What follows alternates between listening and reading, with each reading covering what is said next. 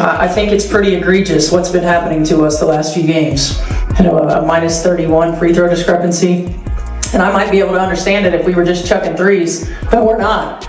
We're attacking the rim.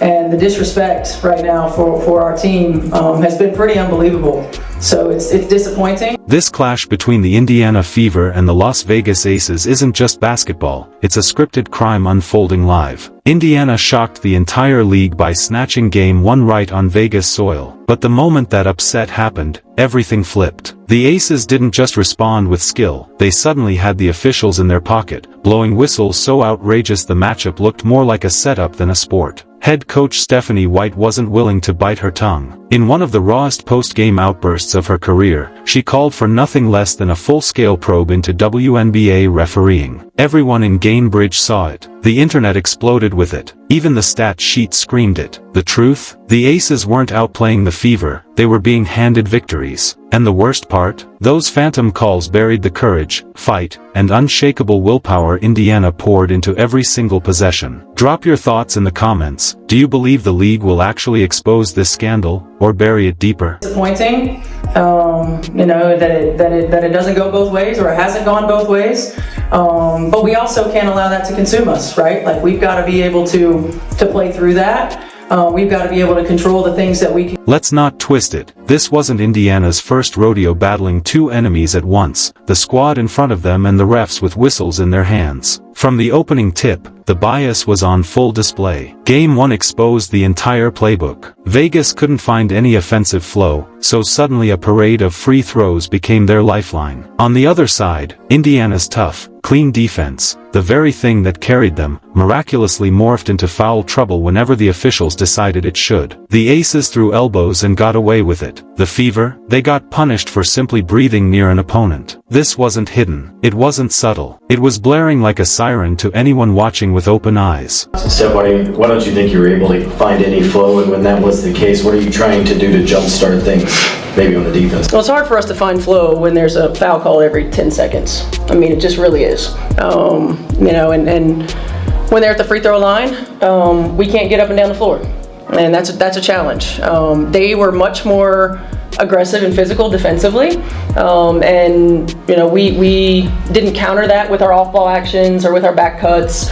So they took us out of our comfort zone. I mean, offense is about rhythm, it's about timing, it's about spacing. We allowed them to do that, and they kept us from doing it. By the time Game 2 rolled around, the truth couldn't be hidden anymore. Those whistles weren't random, they were controlling every possession, ripping Indiana's rhythm to shreds. And in Game 3, the favoritism wasn't just bias, it turned into a brick wall the Fever had no way of climbing. The most jaw-dropping moment came in the third quarter. Aaliyah Boston, the heartbeat of Indiana, contested a phantom foul call on Jackie Young. Immediately, Coach Stephanie White signaled for a review. The bench was on its feet. Fans were waiting for justice. But the officials? They pretended like it never happened, completely ignoring the request. Seconds later, Chelsea Gray buried a dagger three-pointer, and in an instant, momentum was stolen in broad daylight. A'ja Wilson is 1 for 12 as a foul is called on Boston, and that will be number 2 on Aaliyah Boston. You saw Indiana picking up full court pressure defensively, and if you're Aaliyah Boston, that's the one spot on the floor you did not want to get a foul call. And Stephanie White is trying to challenge it and did not call the timeout in time. Gray in the corner. Cut it! What should have been Indiana's hard-fought lead was snatched away, not by Vegas's brilliance, but by a single whistle the refs refused to even review. The Gainbridge crowd exploded, their cheers twisting into outrage and thunderous boos. Within minutes, footage of the sequence went viral, plastered across every platform, with fans and analysts all screaming the same word, rigged. And those replays exposed more than just one ignored review. They unveiled a disturbing pattern, flops, elbows, and cheap shots from the Aces that somehow vanished right in front of the officials' eyes, as if the game itself had been scripted. 2-minute recap from last night. So A'ja Wilson pushes Howard in the back. Howard pushes her in the back. It's a foul on Howard. Look at this. Aaliyah Boston gets totally fouled by Nalissa Smith. Like, it's obvious, but no call. And then A'ja Wilson gets the call for not half as much. And then Alyssa Smith gets the call for not even getting touched. Here's a replay just to prove it to you. Yep, didn't get touched. That's the moment it stopped looking like simple mistakes and started reeking of a hidden agenda. Roll the footage. Wilson lowered her shoulder and plowed straight through Boston like a linebacker, and play continued as if nothing happened. Indiana defenders were knocked to the floor, still silence. But the second a Fever player so much as grazed a jersey, the whistle shrieked like they just committed a crime. This wasn't Vegas winning with talent. This was Vegas being gifted lifelines until the scoreboard bent in their favor. Followed up by Lexi Hull getting called for the foul. I thought it was egregious, honestly. I mean, I thought it was obvious. I felt like AB got one, had one going to the rim.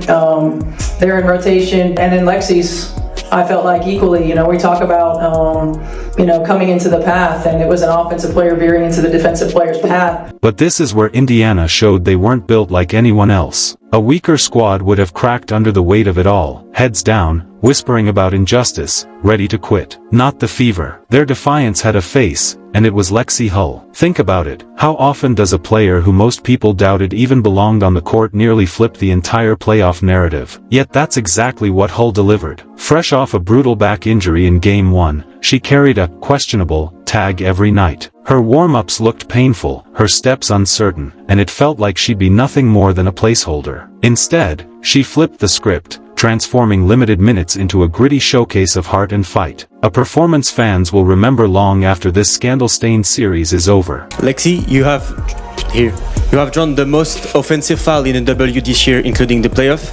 How are you able to do that?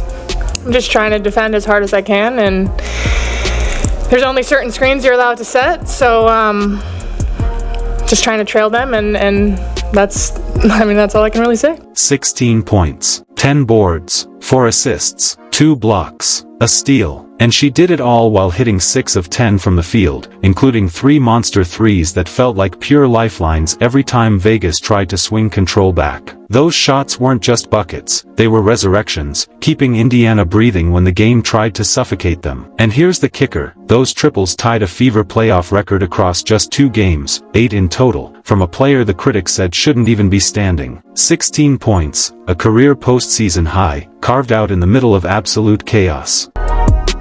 Boston has the mismatch on Lloyd. Help comes. Kick out. Hull will fire. And hit from 3. His last 2 positions inside from Indiana. Smith tied up by Hull. And a jump ball between Smith and Hull. What made Hull's night unforgettable wasn't just the numbers, it was the way she earned them. Every trip down the floor was a battlefield. Loose balls turned into violent scrambles, rebounds into full-on wrestling matches. And through it all, Hull refused to break. Cameras caught her wincing in pain again and again, yet she still threw her body into bigger, stronger opponents, boxing them out like her career depended on it. She hurled herself to the hardwood for loose balls, absorbed hits on rebounds, and still had the ice-cold nerve to drain threes on the other end. Every play wasn't just about points, it was about pumping life back into Indiana whenever the officiating tried to drain it away. On the left side of the floor, just a clear out, letting Jackie Young go to work. Jackie Young with 17 points. Boston to the corner. Hull, catch, fire, and hit. Correct call. Evans dishes. Ray whips a pass inside. What a denial from Lexi Hull. Hull able to save the play. 12-point game, a little under 2.5 to go. Hull hits Indiana's first field goal of the quarter. And that's why the fans rose up behind her. Gainbridge saw it with their own eyes. They weren't just watching a player, they were watching a warrior fighting through pain because her team couldn't survive without her. Every rebound she ripped down, every clutch shot she buried reignited the arena. Even as the whistles tried to smother the atmosphere, Hull's grit became the pulse of Indiana's resistance, the heartbeat that kept the Fever alive. Back to Hull, wide open 3 is good. The floor that she wants, doesn't it? It does. Mitchell, connect. Here's Mitchell. Mitchell, one more. You bet. And that's exactly what made the night burn even deeper. On the very night Lexi Hull delivered the grittiest playoff game of her career, the conversation wasn't about her. It wasn't about the 16 points, or the fearless 10 rebounds she ripped down. It was about referees twisting the outcome. The spotlight that should have crowned her courage was hijacked by scandal. And maybe that's the perfect mirror of the Fever as a whole: underdogs, overlooked, shoved to the side, yet refusing to bow. Put it in perspective: on one side, Hull dragging her battered body through pain just to keep her teammates alive. On the other side, Wilson, the league's so-called MVP, vanishing when it mattered most, rescued only by whistles that handed her opportunities Indiana never saw. That contrast is the story. One team clawing with sacrifice and sweat, the other carried by officials more focused on shielding the Aces brand than allowing the Fever's fight to shine. Offensive foul, practically a football check, and the Aces score. So now the Aces cut it to 2, and then Asia Wilson sets an illegal screen, and they tied things up. And then Lexi Hull gets called for a foul for doing nothing when they just had 2 illegal screens they didn't call. All right, so this is fair. Same thing happens on the other side, but they don't call a foul for Kelsey Mitchell. So Leah Boston gets called for this foul for getting her arm grabbed, but Stephanie White can't challenge. They won't let her. That's the second time this game they didn't let her have her challenge. And then Asia Wilson starts acting like a big... Picture this: the league's golden star, the so-called MVP, going nearly 3 quarters without a single clean bucket. That was Wilson in Game 3. She opened with a bold 3 that looked like it might set the stage for dominance, only for it to become her lone bright spot of the half. By intermission, she was a shocking 1 for 11, a shooting line that would humiliate even a rookie clinging to a 10-day contract. She crawled her way to 6 makes on 20 tries, finishing with just 13 points on 20 shots. Let's call it what it was: atrocious. Not just disappointing for an MVP, but unacceptable for any starter in the league. Instead of owning the paint, bullying inside, and dictating the game like her hype suggests, Wilson drifted aimlessly to the perimeter, hoisting desperate fadeaways and shaky mid-range prayers, clearly shaken by Aaliyah Boston's suffocating defense. And then here we go. She gets a foul call with a 3-point game for, I don't know why they called that foul, but it's the third quarter and they want them to win. So here we go. Ace is up by 3. They call another foul for Asia Wilson that isn't a foul. All right, so then they call another foul on the Fever that isn't a foul. And then to end the game after it's out of control, because the Fever had a 6-point lead, but they kept calling fouls, another foul for Asia Wilson that's not a foul. Ball don't lie, Asia. You missed 11 shots in a row during this game. Vegas didn't even need Wilson to look like an MVP, and that's exactly what infuriated fans. While she bricked her way through 3 quarters, the Aces still walked off with the win. Not because of her dominance, but because the scales were tilted in every other direction. Jackie Young lit it up with 25 points, burying Indiana runs with cold-blooded daggers. Chelsea Gray quietly stacked 15, stepping in whenever their offense sputtered. And even Alyssa Smith, who's been up and down all year, suddenly delivered key plays at the exact moments Vegas needed them. So while Wilson clanged shot after shot, the combination of her teammates' contributions and the referee's steady assistance stitched together just enough of a cushion to tilt the scoreboard their way. And here's the insult that stung even worse: the media spin. Wilson's stat line was screaming inefficiency, yet coverage rushed to dress it up. Some outlets babbled about her all-around impact: a rebound here, a block there, a couple of assists. Others shifted the spotlight to the Aces' depth, conveniently ignoring the real story: why Wilson looked broken in the first place. 2 words: Aaliyah Boston. Possession after possession, she locked the paint, cut off her angles, and forced her into awkward, low-percentage heaves. When a league MVP limps to 30% shooting on 20 attempts, that's not an off night. That's Boston delivering defensive domination. But instead of giving her the spotlight she earned, the narrative bent over backward to shield Wilson's image. 2 as well.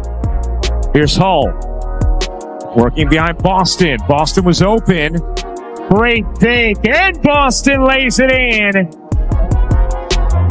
Even then, Wilson still left her fingerprints on the game, but not in ways anyone should admire. Look closely at the tape, sharp elbows thrown under the rim, undercuts on box outs, wild arms swinging into Indiana players, and almost none of it penalized. Yet somehow, she's painted as the victim. Becky Hammon even had the nerve to complain afterward that Wilson only attempted one free throw in 38 minutes. The irony? Vegas has been swimming in free throws the entire series. When you're already drowning in freebies, whining about not getting more isn't just ridiculous, it's insulting. The truth is plain. Indiana did exactly what they set out to do. They locked down Aya Wilson. Boston led the charge, and the Fever executed their defensive scheme to perfection. But the loss still came, not because Indiana failed, but because the officiating refused to let Vegas pay for Wilson's disaster-class shooting night. That's why this Aces win feels fraudulent. This wasn't a superstar carrying her team. This was a squad propped up by whistles and secondary scorers while their MVP was shut down. Call it what it is, not dominance, but a protected escape. Thought she got hit a lot tonight. To shoot one free throw in 38 minutes. I know they told me not to say anything, but I can't. It wasn't just the losses that left fans boiling, it was the refereeing circus that hijacked the entire series. And that's why Stephanie White finally exploded. No filters, no corporate safe answers. In her post-game interview, she said what every player, every fan, and every analyst has been yelling for months: the WNBA doesn't need another weak memo or some backroom apology. It needs a full-blown public investigation into officiating, a reckoning played out in the open for the whole world to see. I think it's pretty egregious what's been happening to us the last few games. A minus 31 free throw discrepancy.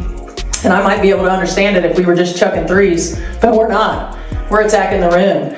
And the disrespect right now for our team has been pretty unbelievable. So it's disappointing. You could see the frustration etched across her face. Stephanie White has survived wars as a player and endured crushing losses as a coach, but this was different. This wasn't basketball. This was her players being robbed in plain sight. Lexi Hull throwing her body on the floor. Aaliyah Boston battling through triple teams. Kelsey Mitchell grinding under non-stop pressure, yet stripped of the fair stage they earned. White didn't dance around it. She said the quiet part out loud: officiating isn't just sloppy, it's poisoning the integrity of the league itself. And she's right. How many times have we watched Caitlin Clark get hacked with no whistle, only for the exact same contact to be rewarded down the other end? How often has Aaliyah Boston fought for position, only to get slapped with phantom fouls? How many times have fighters like Hull and Mitchell been punished for hustle while floppers cashed in at the line? This series isn't an isolated mess, it's the ugly climax of a problem that's been building all year. Here's Boston, back to Hull. Sets herself up. Mitchell is free, laying it in. Been a while since Mitchell has gotten a shot attempt. Mitchell will get one here. It's hit.